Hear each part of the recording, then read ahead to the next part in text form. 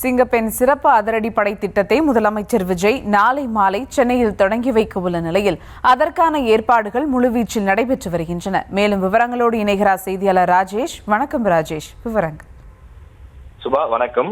சிங்கப்பெண் சிறப்பு அதிரடிப்படை திட்டத்தை தமிழக முதல்வர் விஜய் நாளை மாலை சென்னையில் தொடங்கி வைக்க இருக்கிறார்.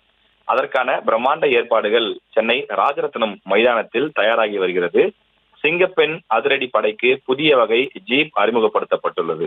அதில் ஒரு பக்கம் பெண் போலீஸ் கம்பீரமாக நிற்பது போலவும், பெண் போலீஸ் பின்புறம் சிங்கம் கர்ஜிப்பது போலவும் லோகோ தயாராகி இருக்கிறது.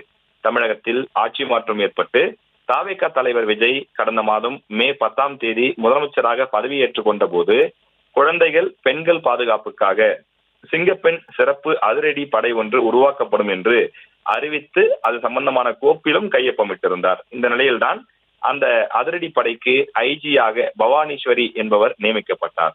இந்த படையில் மேலும் ஒரு எஸ்பி, 2 டிஎஸ்பி மற்றும் 4 ஆய்வாளர்கள் உட்பட 30க்கும் மேற்பட்ட போலீசார் நியமிக்கப்பட்டிருக்கக்கூடிய நிலையில் அவர்களுக்கான சிறப்பு சீருடையும் அறிமுகப்படுத்தப்பட்டுள்ளது. வழக்கமான காக்கி கலர் இல்லாமல் இது ஒரு வித்தியாசமான நேவி ப்ளூ நிற சட்டை கொடுக்கப்பட்டிருக்கிறது.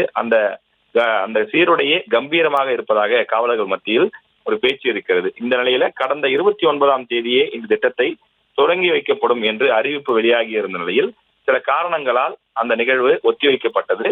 மீண்டும் நாளை மாலை இந்த நிகழ்வு நடைபெற இருப்பதாகவும் அதற்கு காவலர்கள் தொடர்ந்து பயிற்சியிலே ஈடுபட்டு வருகின்றார்கள். நாளை மாலை 5 மணிக்கு இந்த சிங்கப்பெண் சிறப்பு அதிரடி படை திட்டமானது தொடங்கி வைக்கப்பட இருக்கின்றது. இனி தமிழ்நாட்டில் பெண்கள் மற்றும் குழந்தைகளுக்கு எதிரான குற்றங்கள் ஏதாவது நடைபெற்றால் அங்கே இந்த சிங்கப்படை களமிறங்கி உடனடியாக பாதிக்கப்பட்டவர்களை மீட்டு தவறு இழைத்தவர்கள் மீது கடுமையான நடவடிக்கை எடுப்பதற்கான விஷயங்களை விரைவுபடுத்துவார்கள் என்று தெரிய வந்திருக்கின்றது. முதலமைச்சர் பங்கேற்கும் முக்கியமான நிகழ்ச்சி என்பதால் அதிகாரிகள் பார்த்து தேவையான திட்டங்களை வேகமாக தயார் செய்து வருகிறார்கள்.